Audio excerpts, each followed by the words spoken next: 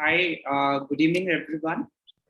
My name is Somil. Thank you so much for gracing our event by Bodhi, which is the knowledge collective of BOD. I welcome you all to the session today on Think Like an Investor. Before we begin with the session, I would first like to introduce our speaker for today. In today's session, we have Dr. Raman Kumar, who is the RV and AF Oliver Professor of Investment Management in the Department of Finance, Insurance and Business Law in the R.B. Pamplin College of Business at Virginia Tech. He received his PGDM from IIM Calcutta and his PhD from University of Pittsburgh. He teaches finance and economics courses in the undergraduate MBA, executive MBA, and PhD programs at Virginia Tech. For excellence in teaching, he has received numerous teaching awards. His areas of research include asset pricing, derivative securities, financial markets, market microstructure, and empirical research methods in finance. Now, more about today's session. So today's session is titled Think Like an Investor. So understanding how and where to invest takes practice, patience, and a little risk. We all have big dreams, whether it's buying a house, opening a new office, starting a business, providing for our children's education, or achieving financial security. In today's session, we will aim to understand how to best assess the risk level of our investment portfolio, distinctions between different active and passive investment classes, the ideal withdrawal rates after retirement, and much more. Towards the end of the session, we also aim to have a Q&A round. However, if you have any questions, you can put them in the chat box and we'll see like how to and where we can sort of answer them. So without further ado, I would like to welcome Dr. Raman Kumar. So we are eager to learn from your expertise and we can commence the session now. So over to you, please. Okay. Thank you, Shom. I'll basically take around 45-50 minutes to make my presentation. But during the presentation, please feel free to ask clarification questions as we go along. So don't wait till the end to ask clarification questions. Questions that go beyond my presentation may be a good idea to wait till the end. Okay. So good evening, everyone. I should have begun with that. Let me begin by telling you what are the various kind of topics we're going to be talking about. The various issues that we're going to be considering is primarily we're going to focus on three categories of investments, financial investments, that is stocks, bonds, and what we call money market securities. Quite often mutual funds will refer to that part of investment as cash. And the reason they call it cash is because it's a ready source of cash. Money market securities can be converted into cash at a very short notice without any loss in value.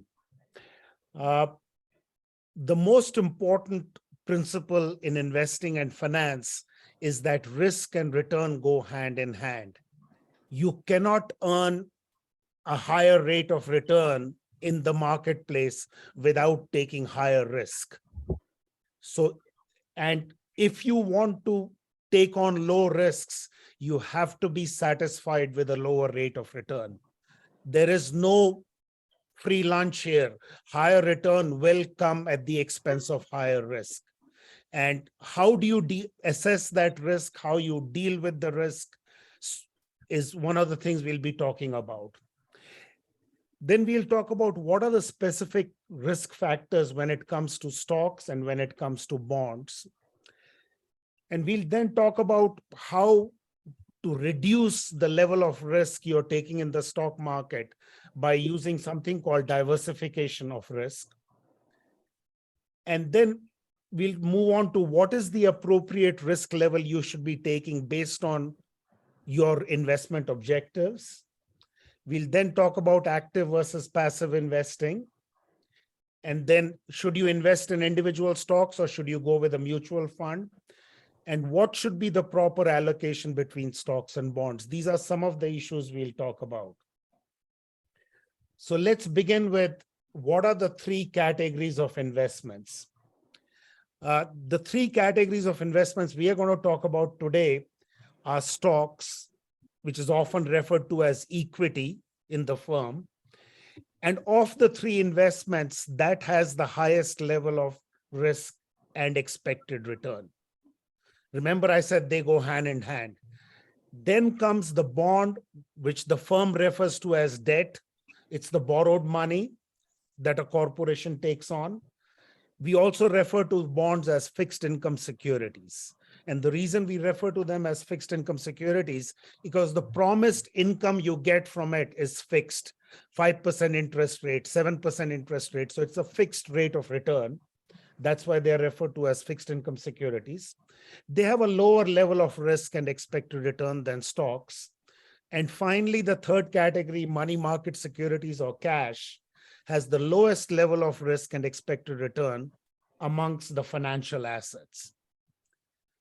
Now, just to be clear, there are other categories of investments beyond these three.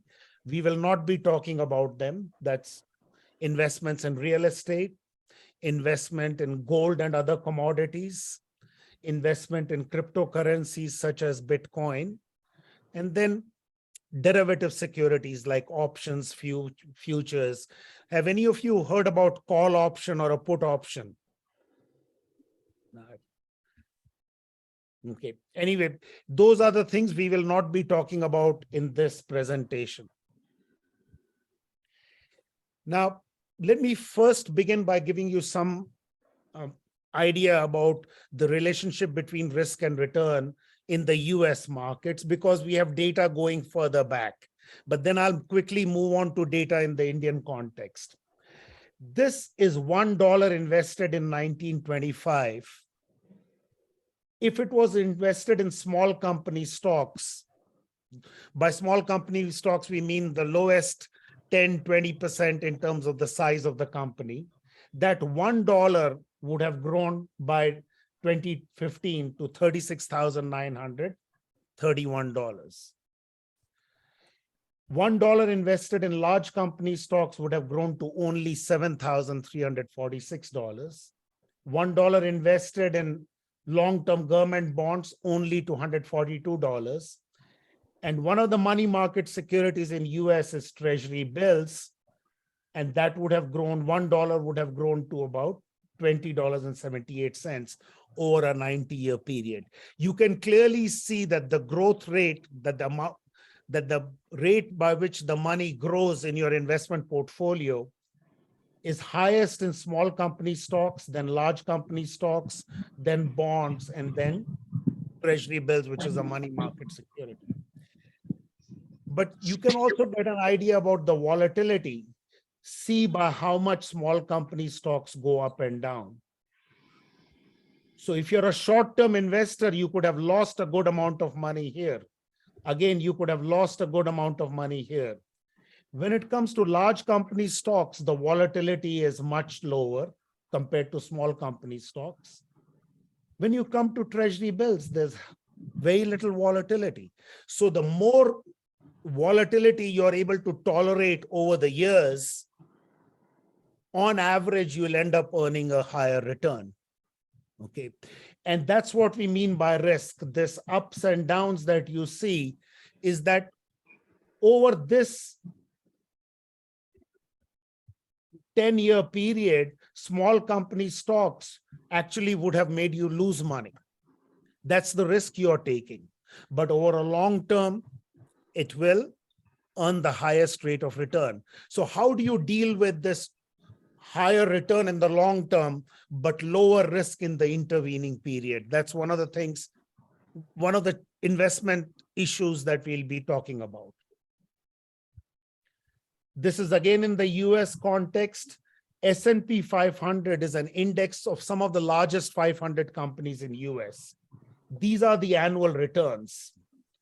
Negative 36.55% in 2008. However, a 32.15% return 2013. Just the next year, almost a 26% return.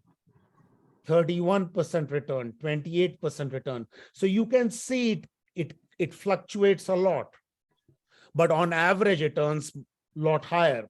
This is the 3-month Treasury bill, a money market security. See how little variation there is. Never a negative return, but you can see the average is going to be less than 1%.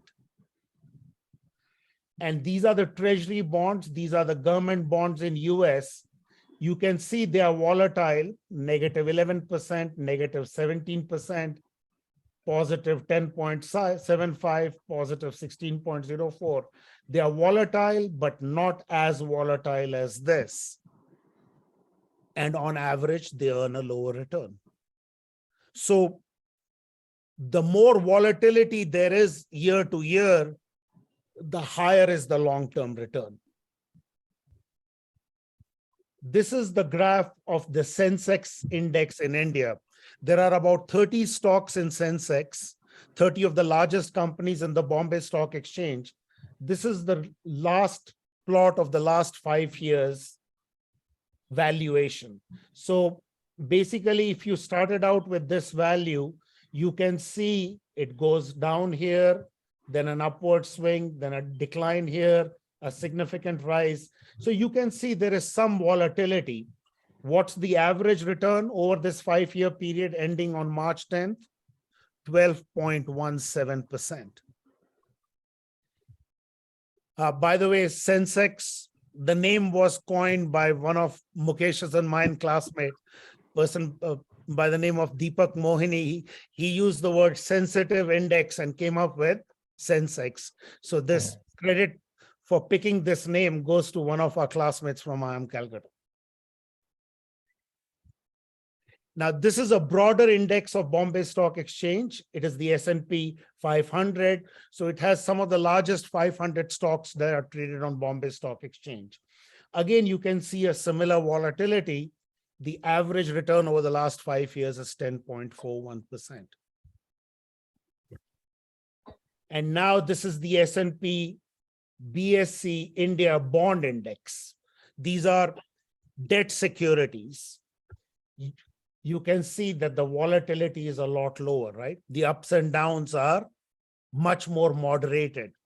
And the average return over the 5 years is 7.73%. Lower level of risk and a lower level of return. This is a 90-year track record in US of different investments. Treasury bills, which have the lowest risk, on average have the lowest return. Treasury bonds that have higher standard deviation. Standard deviation is a measure of risk, have a higher return. Large company stocks have this standard deviation of 20% and a return of about 12%. Small company stocks have a standard deviation over 30% and an average return of over 16%. So the higher the standard deviation of returns over the entire period, the higher has been the average return. So what am I trying to convince you of here? What I'm trying to convince you is that the only way you're going to earn higher returns over the long term is by willing to take risks in the short term. And certain kinds of investments, you can afford to take higher risk and thereby earn higher return. But in certain scenarios, you should not be taking higher risk, and therefore you have to be satisfied with a lower rate of return. Any questions so far?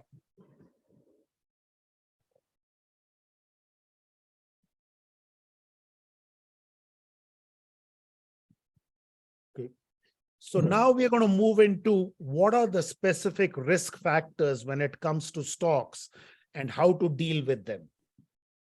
So stocks in any country face 3 kinds of risk factors. Macroeconomic risk factors are risk factors that have to do with the entire economy. Inflation going up, value of the currency going up or down, interest rates, the Reserve Bank of India raising interest rates. All of these affect all of the stocks in the marketplace. They affect all of the companies, they affect all the stocks. So therefore, we call them macroeconomic risk factors. These are factors that can cause the entire stock market to go up and down. and therefore they are referred to as macroeconomic risk factors. The second set of risk factors are industry risk factors. This is when a particular industry either starts to do very well or hits a roadblock. So for example, pharmaceutical industry got a big boost as a result of COVID because pharmaceutical companies all over the world now were able to sell a lot more of their newer drugs. So companies like Pfizer in US did extremely well. So, however, there are scenarios in which drug companies don't do well. When oil prices go up, airlines start doing poorly. So oil price is an industry risk factor for airlines.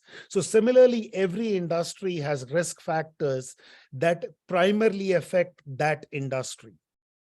And it can affect different industries in different way. Oil prices go up, oil companies start to do better, airlines start to do worse. So oil price is an industry risk factor for both airlines and for the oil industry. And finally, you have firm-specific risk factors. These are risk factors that affect individual companies. An individual company gets hit with a lawsuit. An individual company, like what happened to the Adani Group in India recently, was the risk associated with a particular company or a particular group. And that's neither an industry factor nor a macroeconomic risk factor.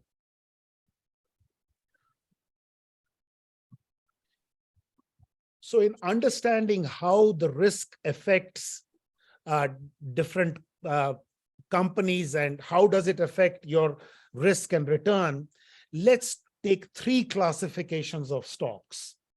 One way to classify stocks is growth versus value. And you will hear this phrase again as I go through the presentation. Growth stocks are companies whose sales revenues are increasing at a very fast rate, whose profits are increasing at a very fast rate. And however, if there is a macroeconomic negative shock or an industry negative shock, that huge increase in sales and profits could suddenly crash. So growth stocks are basically companies whose sales and profits are growing at a very fast rate. But if things go bad, they could suddenly hit a major roadblock and they could lose a lot of revenue and profits. Value stocks, on the other hand, are companies who have become mature, whose revenue and profits are growing at a relatively stable rate. And these companies have been around for a very long time. In US, these could be companies like IBM, Coca-Cola.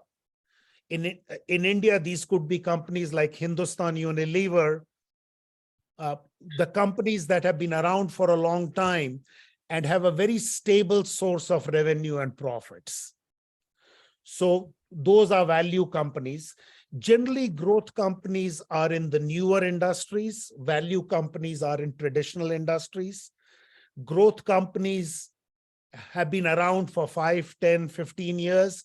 Value companies have been around for 25, 30, 40 years. And we also refer to value companies as blue chip stocks. Then another way to classify stocks into 2 groups is growth versus income. Growth versus income now refers to where are your returns coming from. Some companies pay a huge dividend every year. So you're earning income by buying those stocks. So the dividend becomes an income.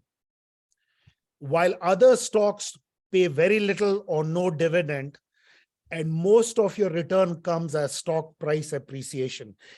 Every year, the stock price goes up by 15, 20%.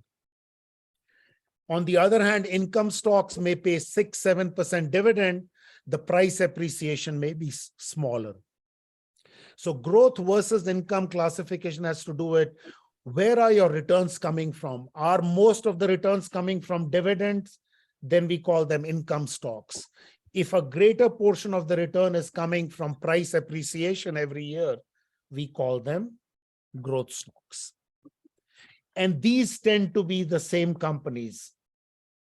And that's why the term used is again the same. It's the companies that are growing at a very fast rate. Sales are growing at a very fast rate. They tend to not give dividend, but tend to invest their earnings into their growth opportunities. So there is a big intersection between these two groups and a big intersection between these two groups. And finally, the third way in which we divide companies is large cap, mid cap, and small cap. What do we mean by this? Cap is abbreviation for capitalization. So large cap stocks are companies with large market capitalization, mid cap with middle level of capitalization, and small cap with small level of capitalization. What do we mean by capitalization? It's the number of shares multiplied by price per share. So number of shares multiplied by price per share is called the market capitalization of a company. So large cap stocks are companies with the largest market valuation, and then mid cap and small cap. Now, why are we talking about these differentiations? Growth stocks are riskier than value stocks. Growth stocks are riskier than income stocks. So the moment you hear the word growth versus value, you know the growth stocks are going to have more risk, value stocks are going to have less risk. Similarly, growth versus income. And what about large cap, mid cap, small cap?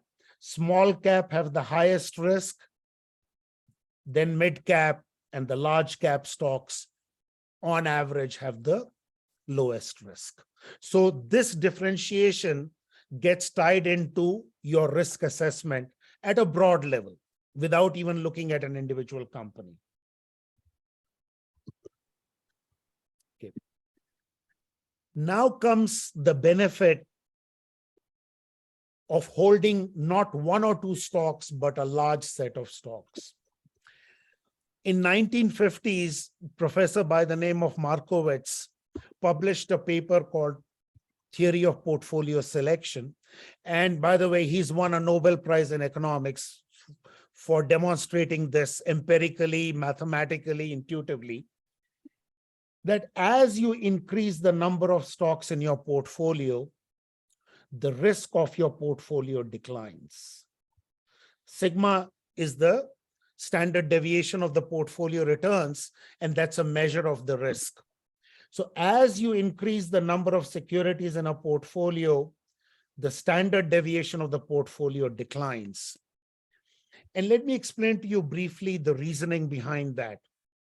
There are times stocks will move in the same direction, but there are times when the two stocks may be moving in opposite direction, which means the returns on the stocks are less than perfectly positively correlated. If you go back to your statistics days and think of what we meant by correlation and covariance, as long as the correlation is less than 1, a part of the variability of one is offset by the variability of the other. I'm sure you've heard of the phrase, do not put all your eggs in the same basket. Because if one of the eggs, if that basket falls down, you lose all the eggs, right? The same logic holds for stocks. If you put all your money in one stock, you're taking much, much higher risk. As you increase the number of stocks in your portfolio, there will be situations where the down movement in one is being offset by the up movement in the other, and vice versa. So overall variance or standard deviation of the portfolio declines. And this will be true as long as the correlation is less than +1. And no two stocks are perfectly positively correlated. Now, two stocks in the same industry may have higher correlation, but oil companies and airlines, the correlation may be only 0.6. As long as the correlation is less than 1, you will see this decline in the total risk of the portfolio.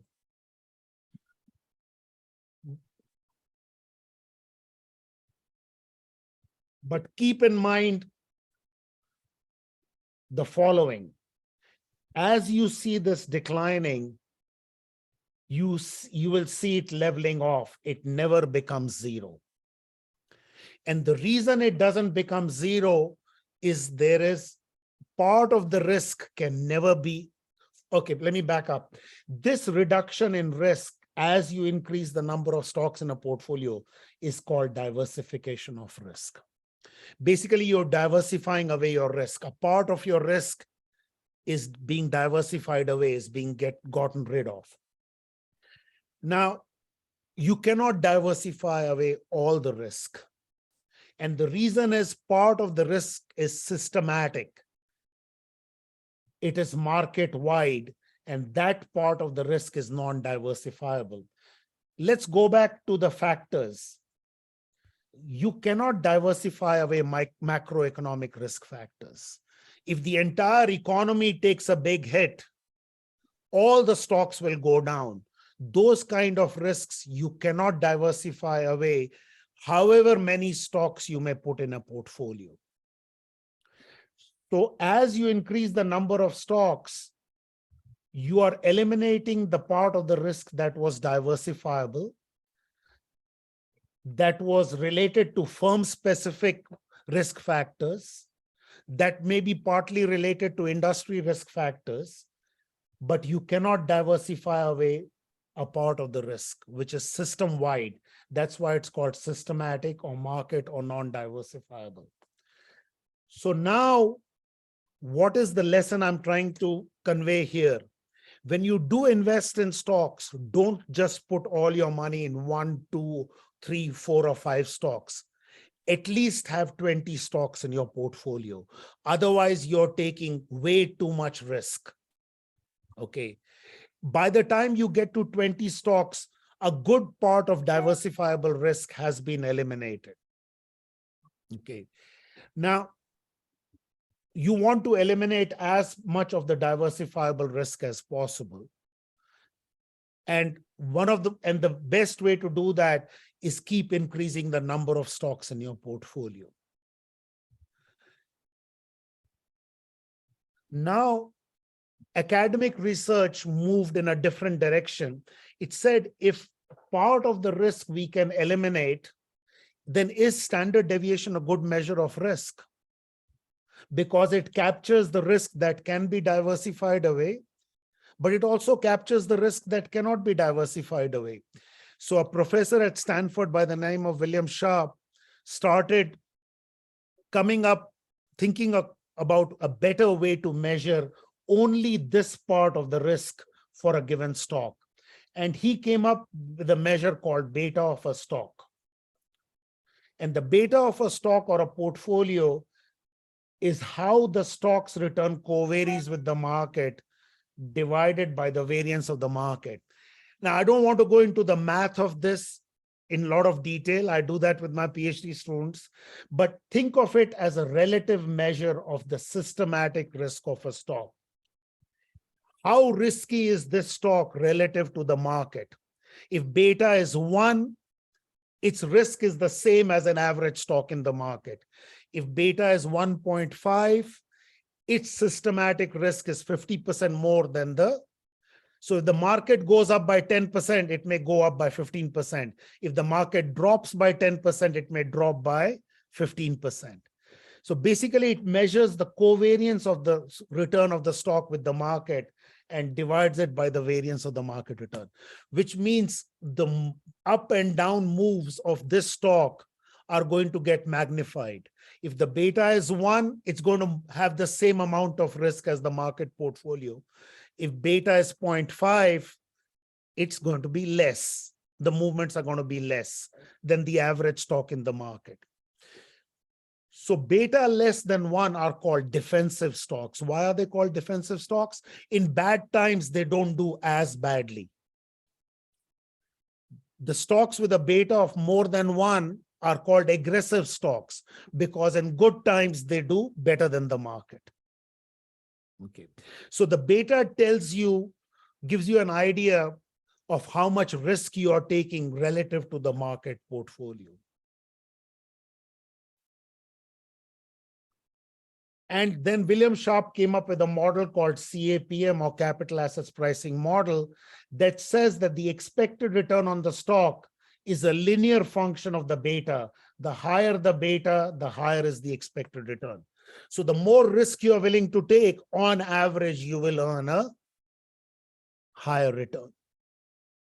So on average, not individual stock level, but on average, high beta stocks earn a higher return than low beta stocks. But on average, they are riskier than low beta stocks. Now, to go back to this, value stocks have lower beta than growth stocks. Income stocks have lower beta than growth stocks. Large cap stocks have the lowest beta. Small cap stocks have the highest beta. So now you can see there's a measure that tells us about the risk level of these categories of stock. So when you do stock investing, whether you're on your own or through a mutual fund, try to assess or get information on what is the beta of that stock. That'll give you an idea how much risk you're taking. That doesn't mean you still don't have to diversify. You still have to diversify your portfolio. But if you create a portfolio of low beta stocks, the portfolio will have low beta.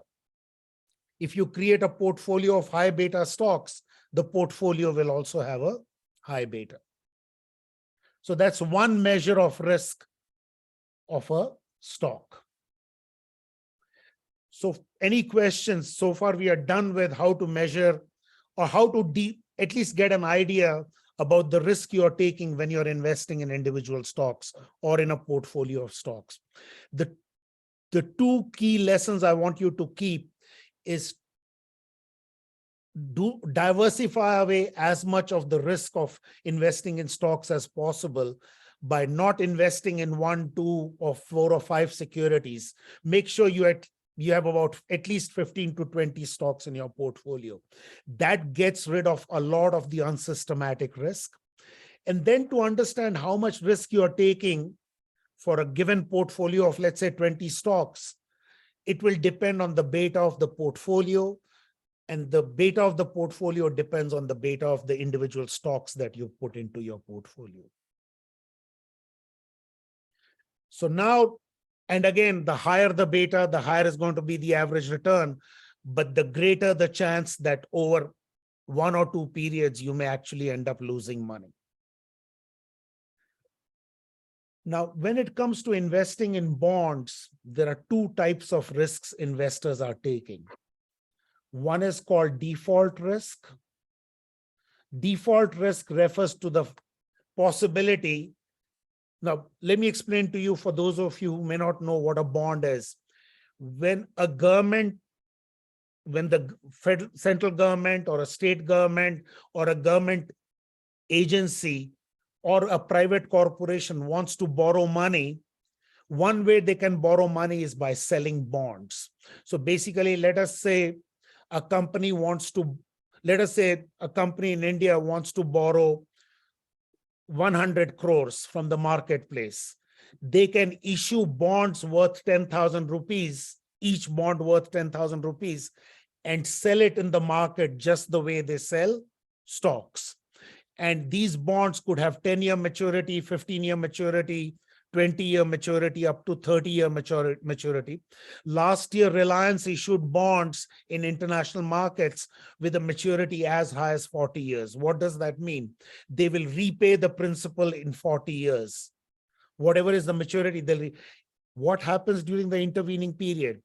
It'll say 7% interest, which means every year you will earn 7% in interest or 6% in interest, whatever is the stated rate of that 10,000 rupees.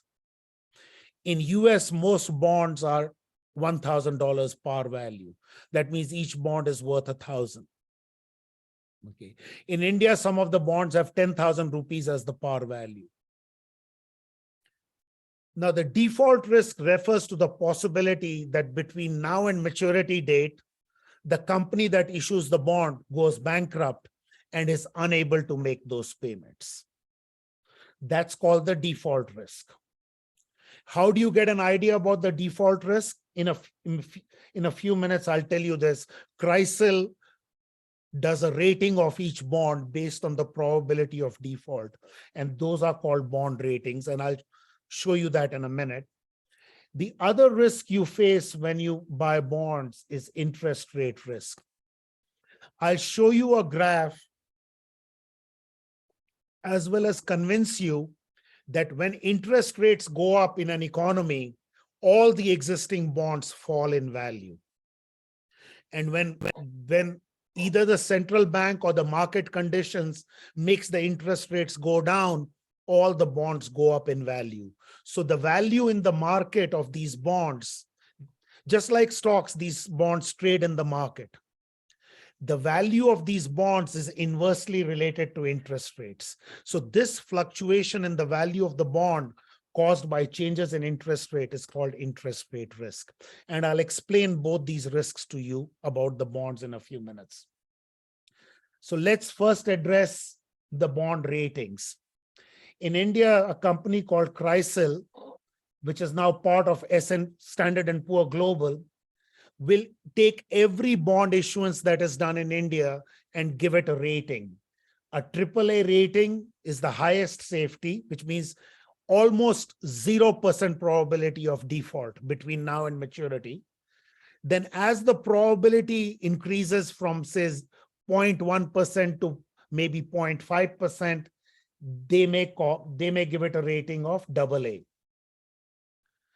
If the probability as per their assessment is slightly higher, they lower the rating to A. And they have mathematical models which they use to predict the probability of default. Then the next lower rating is BBB. These four categories are called investment grade. So if the bond is rated anywhere from AAA, AA, single A to BBB, it's called an investment grade bond. Even though as you go from AAA to BBB, the probability of default does go up slightly, but it's still very low. Okay. After BBB, the next four categories are BB, single B, single C, and D. The probability of default starts to go up significantly. These are companies that are not doing financially well, which means there may be a time when they may not be able to make the interest payment or the repayment of principal. And D is already in default. Bonds rated D have already defaulted on one of their interest payments. And these four categories are called speculative grade. Other name is junk bonds. Okay. But just as I told you at the beginning, risk and return are related. The expected return, the lower the rating, the higher is the expected return. Why is that the case? People are willing to buy AAA rated bond even if it gives 6%. But to entice people to buy a BB bond, the issuer will have to make a higher interest payment. Otherwise, nobody will buy that. Why would I buy a single B rated bond if it is giving me the same return as a AAA rated bond? So the market forces the issuer to give a higher interest rate, the lower the bond rating. And market will not buy the bonds unless you first get it rated. So before you can sell the bonds, you have to get the rating done by CRISIL. And if the CRISIL does a BB rating, you will have to give a higher interest rate to entice buyers into buying that. Otherwise, they won't touch it. If the interest rate is the same as AAA, why would I buy a single B? Correct? So when bonds are issued, before being issued, they get a rating from CRISIL. And the lower the rating, the more the default risk, the higher is the interest rate they promise to the buyers. So think of higher return as a compensation for taking risk. So if you do buy bond portfolios or individual bonds, I would not recommend buying individual bonds. to the extent you may want to buy bonds, you may want to buy a bond portfolio. Look at the bond rating. What percentage of bonds are, went and looked at some bond funds in India. The funds that I looked at, 85% of the bonds were AAA, about 15% were AA. So that would be called investment grade bond fund, which means it only buys investment grade bonds. So if you ever decide to buy bonds or bond mutual fund, make sure you look at the ratings of the bonds that portfolio has. That gives you an idea about the default risk. Now, what about the interest rate risk for a bond portfolio? As the market interest rate goes up, the market value of the bond falls. And when the interest rates go down, the market value of the bonds goes up. Now, let me explain to you the intuitive reason why that's the case. Let us say Reliance issued a bond last year when the prevailing interest rate, and let's say its bonds are rated AA, the prevailing interest rate market conditions were such that people were happy with a 6% interest rate. And now Reserve Bank comes and to fight inflation starts raising interest rates. One of the ways the central bank in any country, which is RBI in India, will fight inflation is by raising interest rates. All of you who may remember, there used to be a governor of the Reserve Bank of India called Raghuram Rajan. He was brought in when India's inflation was started going up beyond control.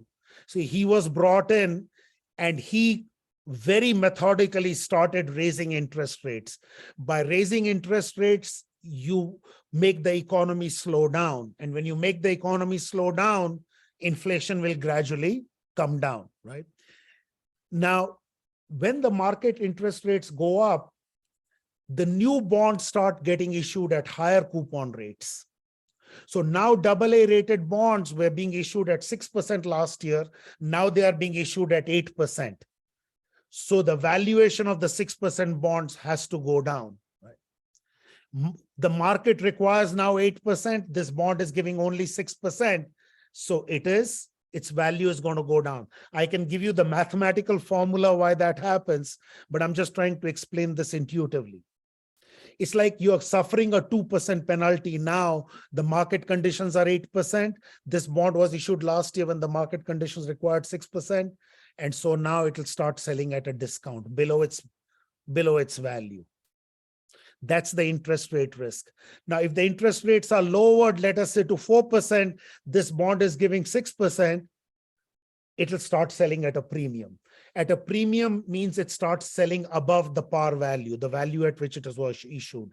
Discount means it's selling below the par value.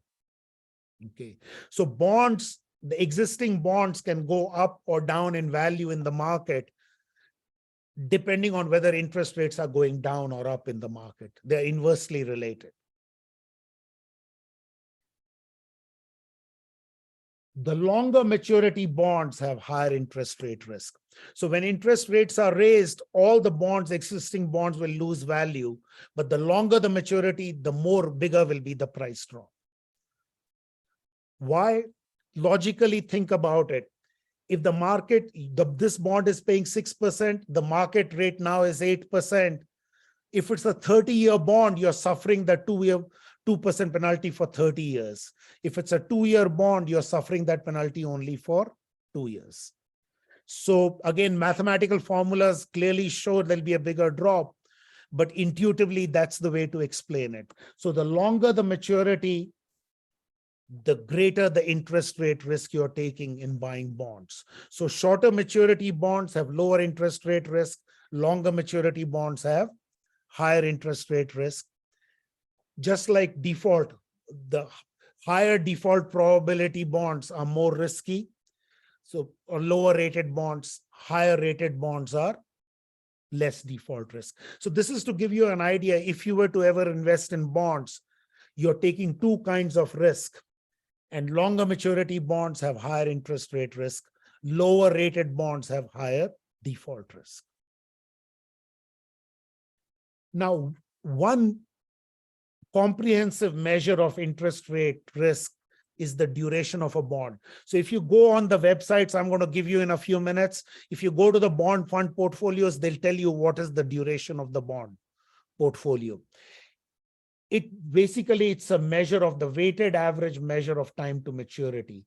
It takes into account not just maturity, but the interest payments you will receive, and comes up with a measure called duration.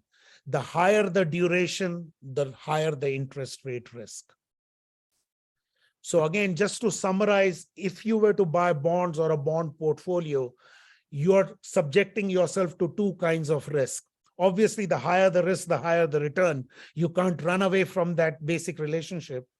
But one risk is default risk. That's the probability that the issuer may go bankrupt.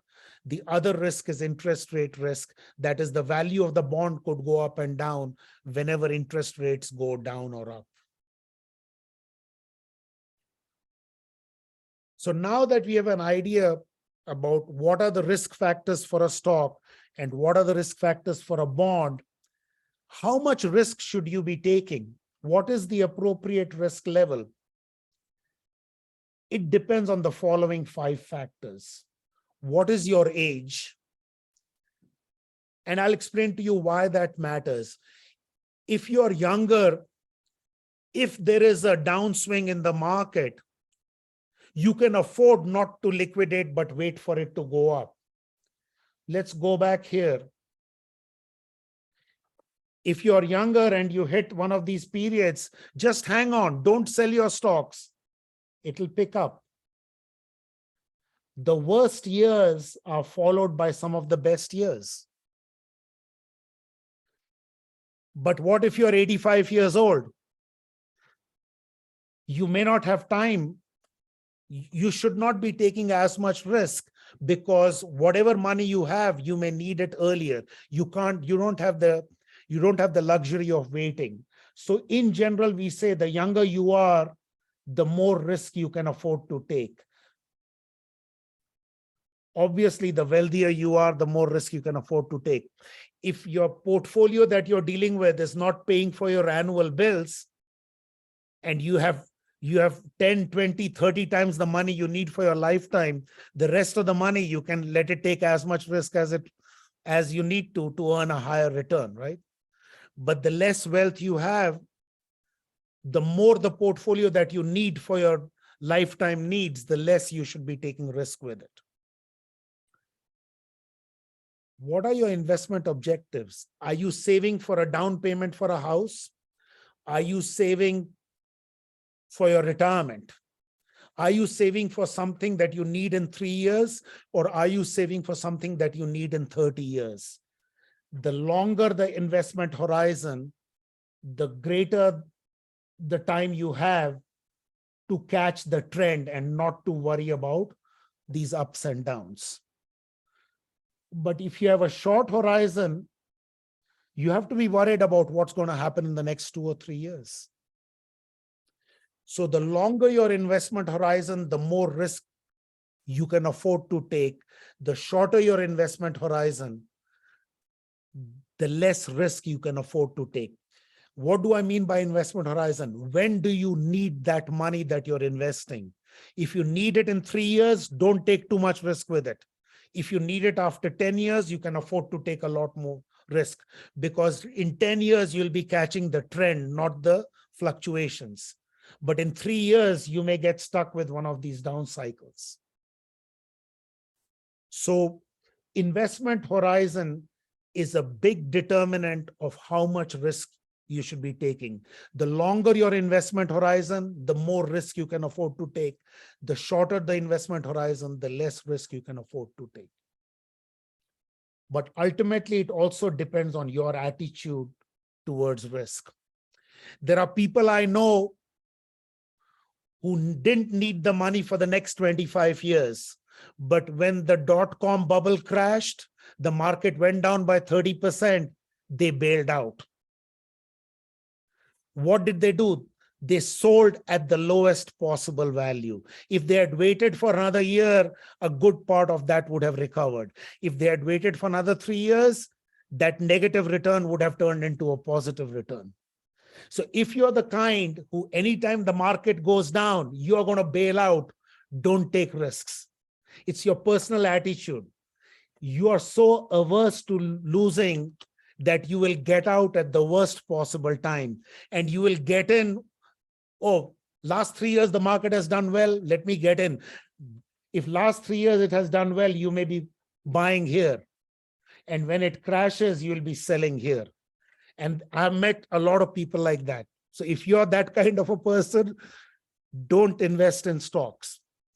Over the last 30 years, there are days in which my portfolio has lost 18, 20%.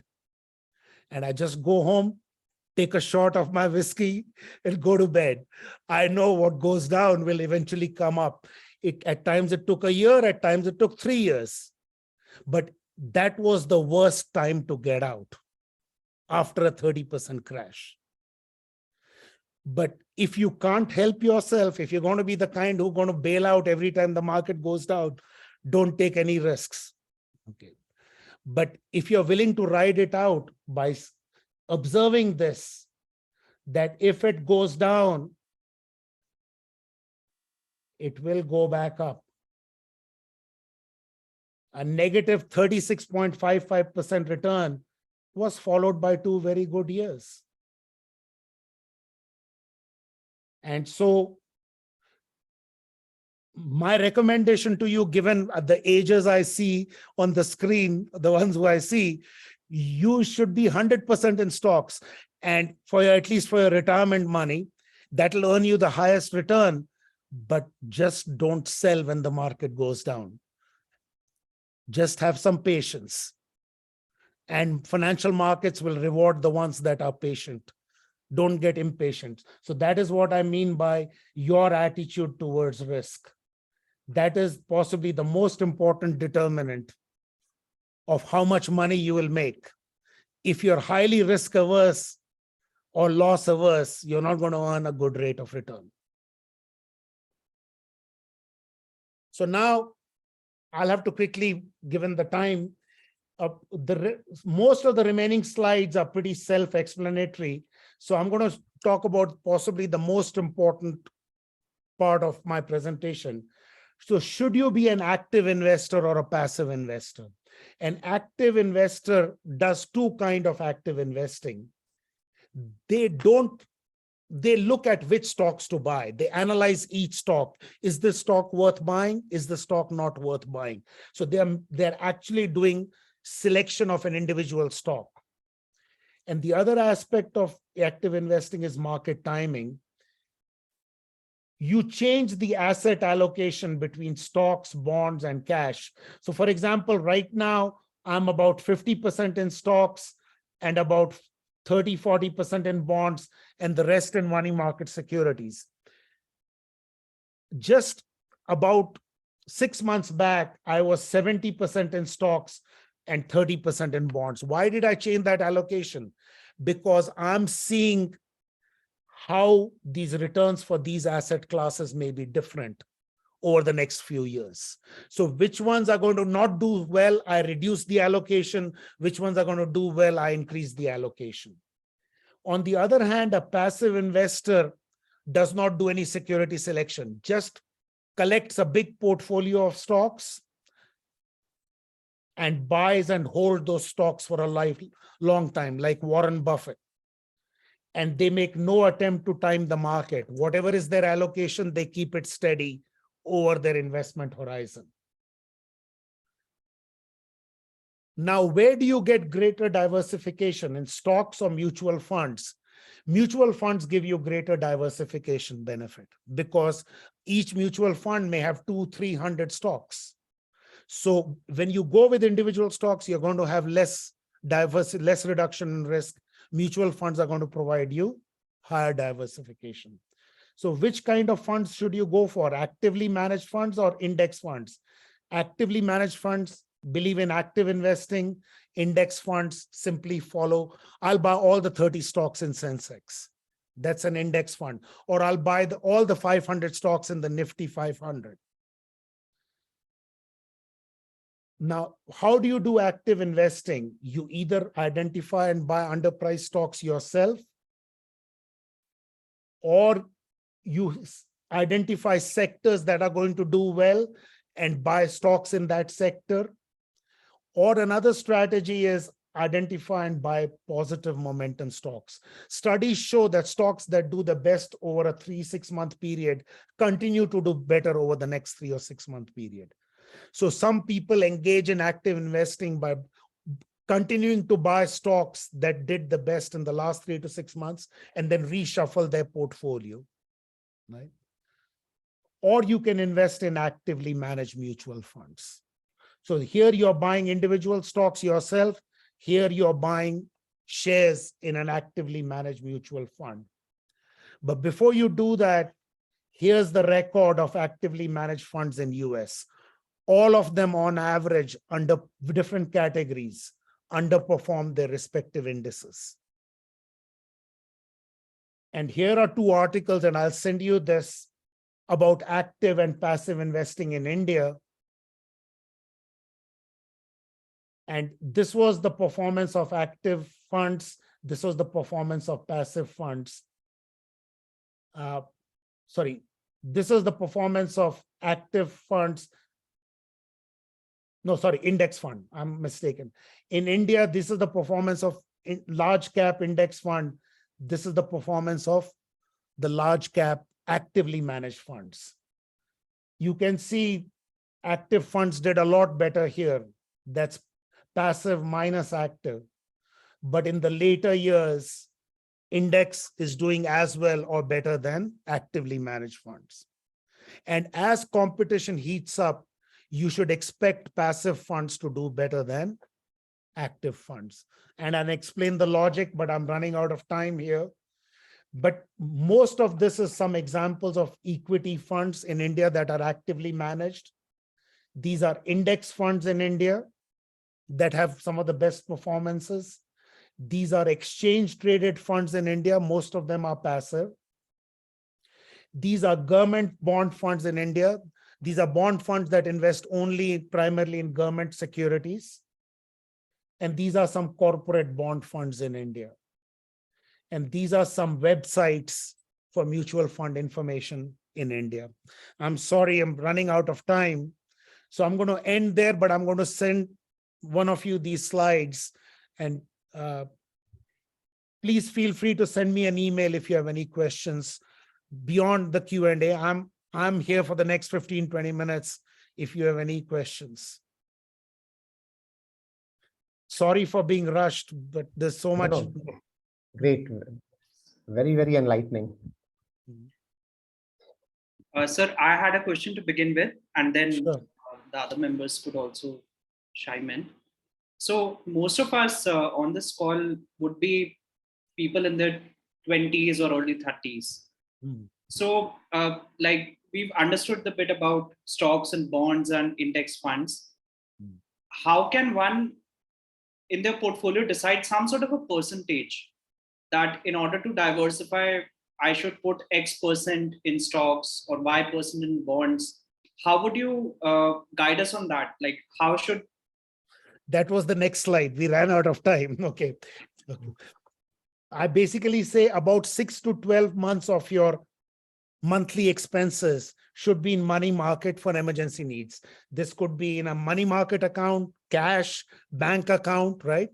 The rest, there are several rules floating out there.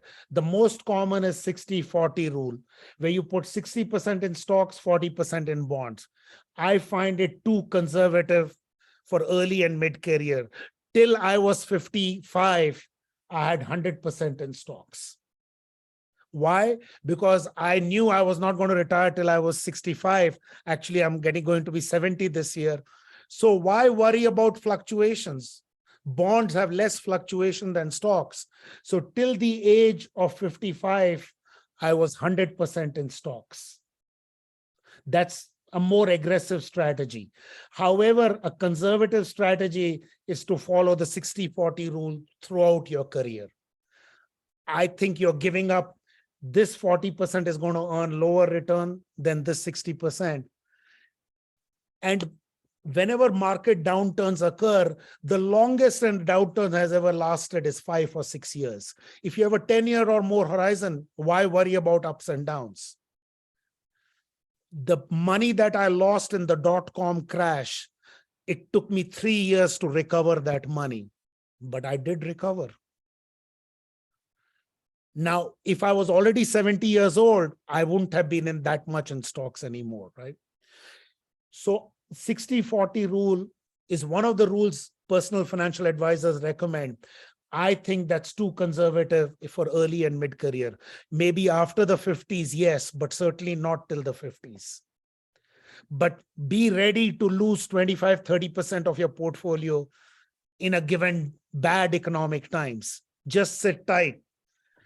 Go out with friends, have a drink, know that it'll come back up. But you don't need the money for the next 10 years anyways, right? This is for your retirement portfolio. Another rule that a lot of advisors recommend is 120 minus age. So subtract your age from 120, that's the percentage in stocks, the rest in bonds. So let's say I'm going to be 70, I should be 50% in stocks and 50% in bonds. If you're 35, you should be 85% in stocks and 15% in bonds. To me, this is a slightly better than the 60-40 rule. But the rule I have followed is the following: 10 plus years to retirement, 100% in stocks. Now it's aggressive, it's risky. There'll be days you'll feel miserable. There may be years you may feel miserable, but just be patient. It'll recover. Okay. And if you're willing to do that, I would recommend it. If you're going to sell it during those bad years, then don't do it. Okay. Then 7 to 10 years to retirement, the 80-20, 4 to 6 years to retirement, 70-30. That's where I was till I started losing confidence about what could happen in the next few years because of high inflation. And why? I was expecting to retire by 70. Now I think I'll retire at 75.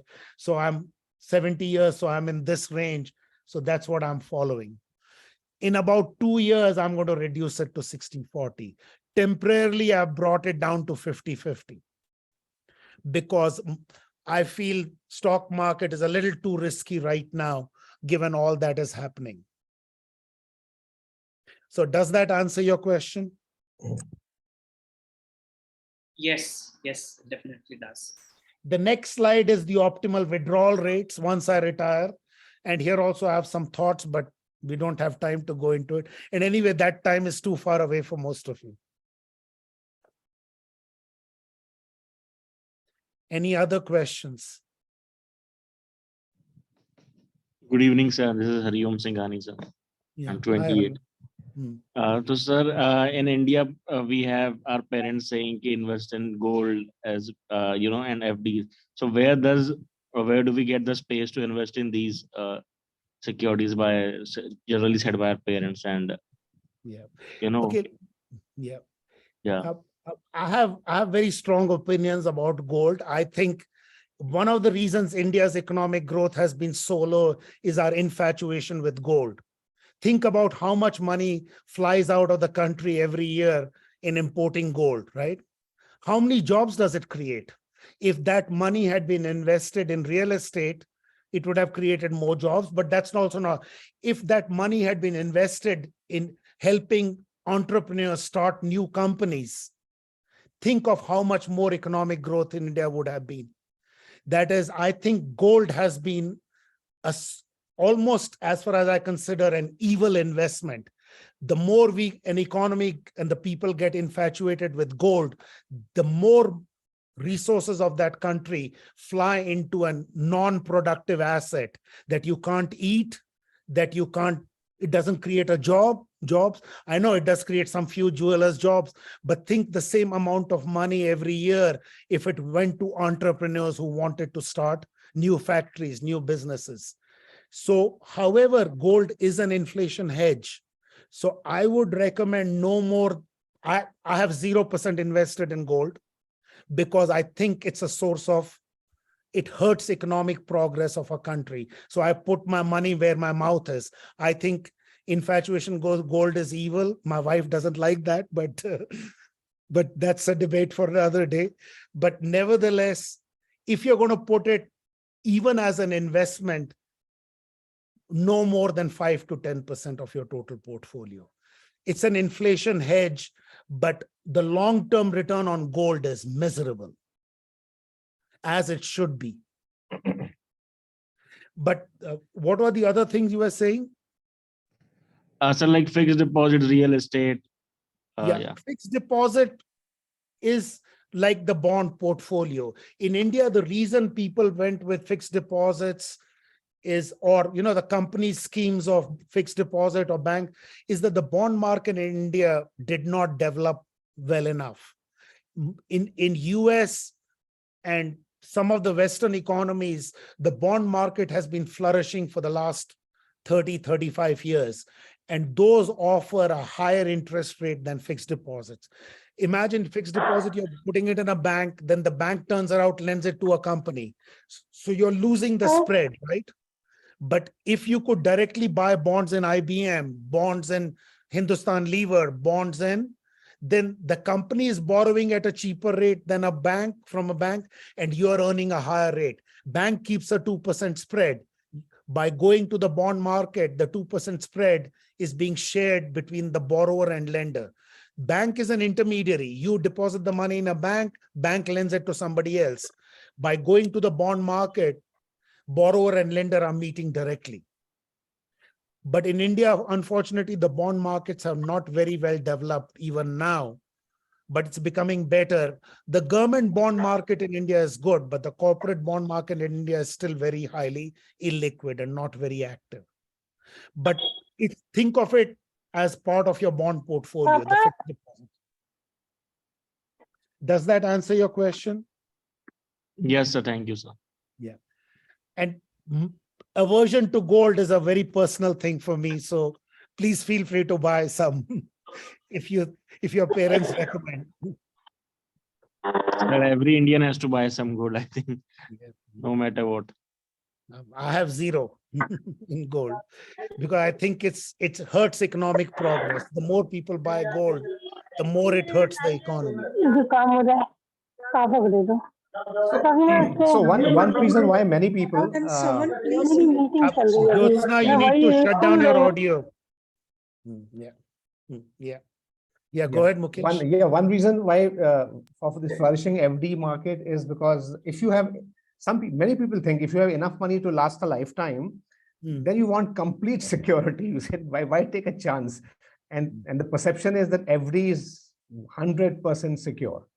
So just put the money. 100% secure is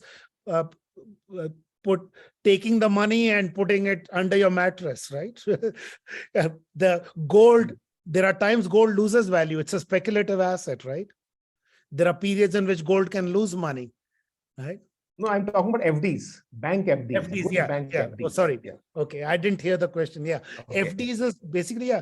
So basically, buying government bond funds is similar, right? Okay. So basically, this is central government borrowing. Yeah. Okay. But FDs is fine because I don't know what is the amount of insurance the banks carry for each account in India. In US, it's $250,000. I think it's very low. It's something like, I'm not sure, but it's something like maybe 2 lakh or 3 lakh rupees. Okay. It's very low, but yeah. Yeah. It's 5 lakhs. 5 lakhs. Okay. 5 lakhs. Okay. That's the explicit, but implicit guarantees are always. No country can allow major banks to fail. Right now, have you heard of SVB, Silicon Valley Bank? Yeah. Now, even depositors that had a few million are being bailed out completely because the whole country's banking and financial system comes to a grinding halt if depositors start losing money. So even if you're above the 5 lakh amount, you can't be 100% sure, but you can be 99.9% sure the government will come and bail them out and depositors will get their money. because it imposes macroeconomic risks not to repay the depositors. Stockholders can be wiped out, bondholders can be wiped out, depositors all over the world, unless it's a really, really bad situation. There have been a few countries where government, in banks also, you may have lost money, but in US, countries like US, UK, India, anytime the bank has gone under, taxpayer money has been used to bail out the bank and the depositors have been made whole. So that's negligible risk, less than 0.1%, I would say, that you would lose money, depositors would lose money in a bank. What happened? Which bank went under? Was it Yes Bank or some time back in India? Which was the bank that had financial problems? Punjab National Bank, PNB. Yeah. Did depositors lose any money? I don't think so. The depositors always are made up. The government bails them out to make sure depositors don't lose money. Otherwise, it destabilizes the whole financial system. Yeah, government even makes some other bigger bank acquire this bank. Yeah. So that, ultimately depositors are protected. Yeah. The depositors are always, in India also, the odds that the depositors will be made whole in case a bank goes under are as close to 100% as it can get. Yeah. But explicit is up to 5 lakhs, but implicit, you can assume there's no limit.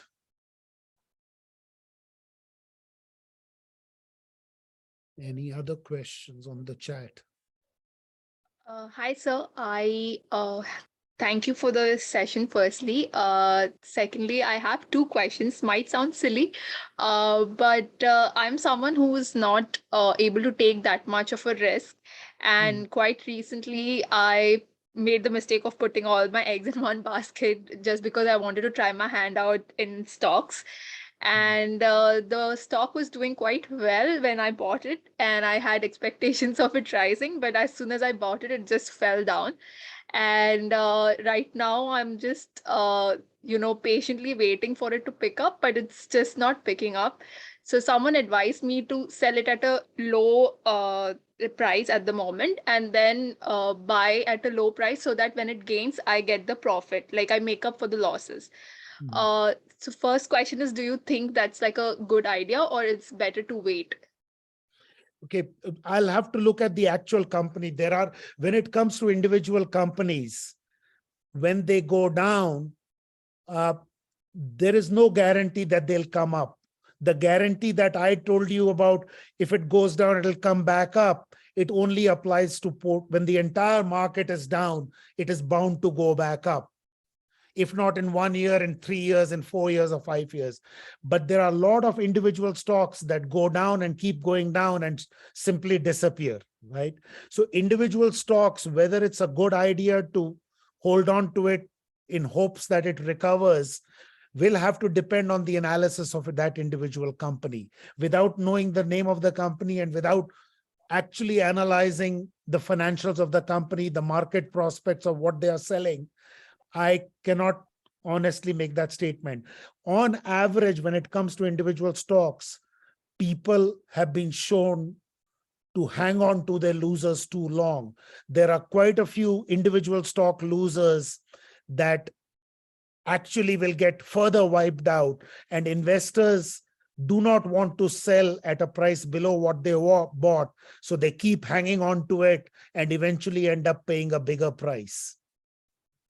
And so for individual stocks, the evidence is more in favor of getting out as soon as you can. Now, there are some individual stocks that do recover. So I can't honestly make that statement. If I tell you to sell and this company turns out to be one of the 30-40% that recovers, then you will say, oh, I told you to. But about more than 50% of the individual stocks that lose, at least in US conditions, more than 50% will actually continue to lose and get even worse.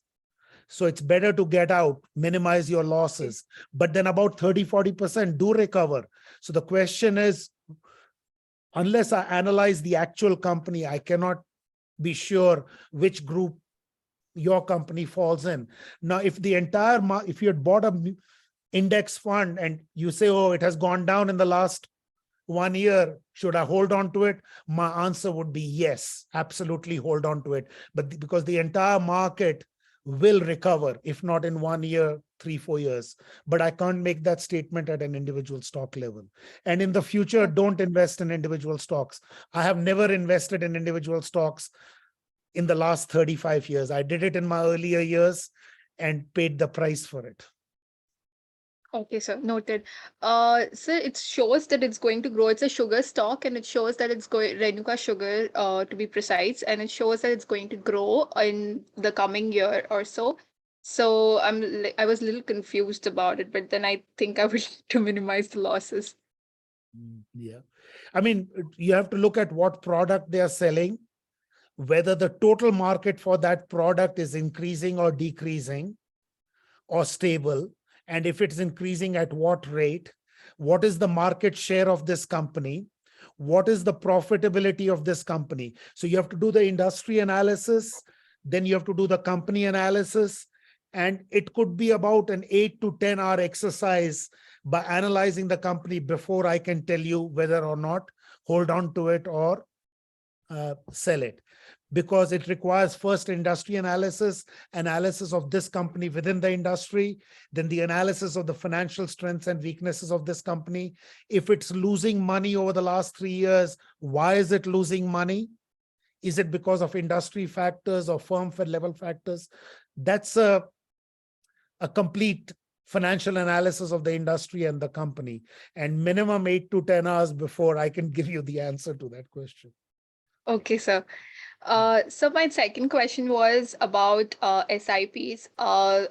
Somewhere around 3 years back, one gentleman one of my friend's father had suggested to invest in SIPs because they seem to give good returns. And I was told to hold it for about 3 years or 4 years. Do you think right now I'm not in a need of that money as such, so holding on to SIPs for a longer duration is good, or should I just take the money out from there? Is it special investment purpose or All investment plans? Yeah, like a mutual fund thing, like small every month, investment 10th. Yeah. Okay, I haven't really examined the SIPs in India.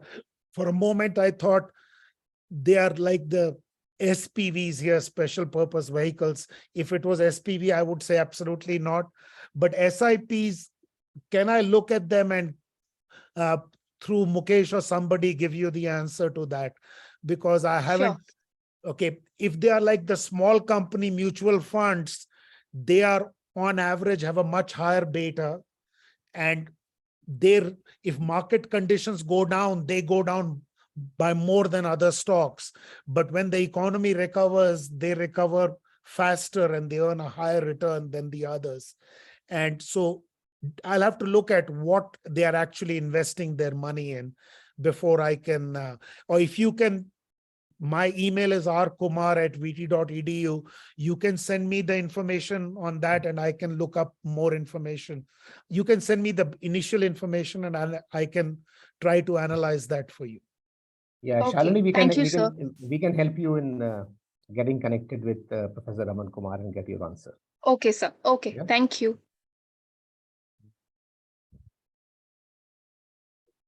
Any other questions? I think we can take more questions for around 2-3 minutes. So does anyone have any other questions?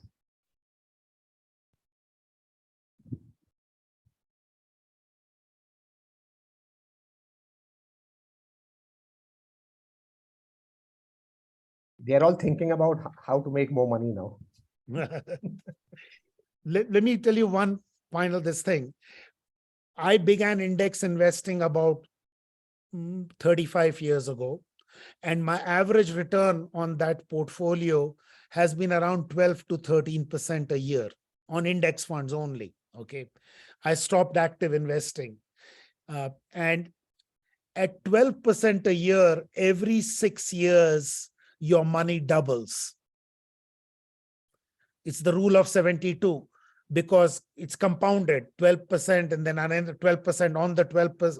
So rule of 72 says, if you multiply the return by number of years, if it's 72, your money has doubled.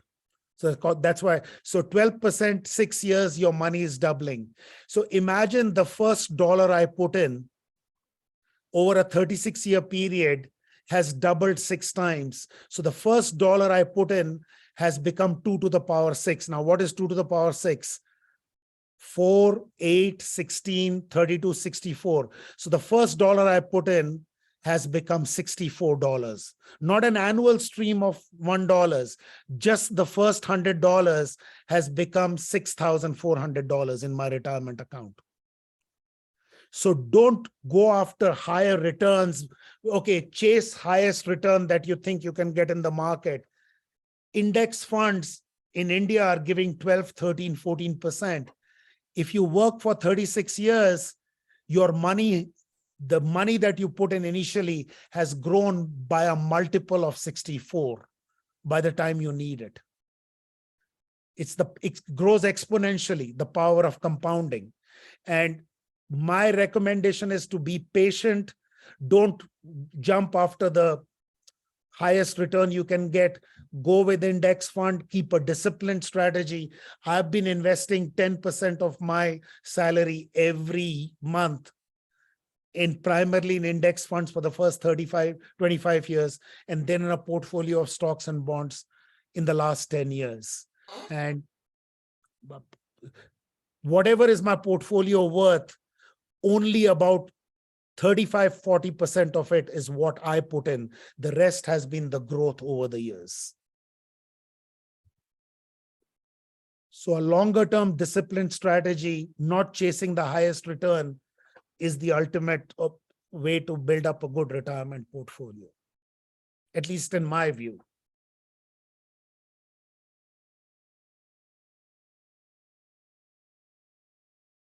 By now, you should have learned that I'm a passive investor, not an active investor. I do a little bit of market timing, but I don't do any security selection at all.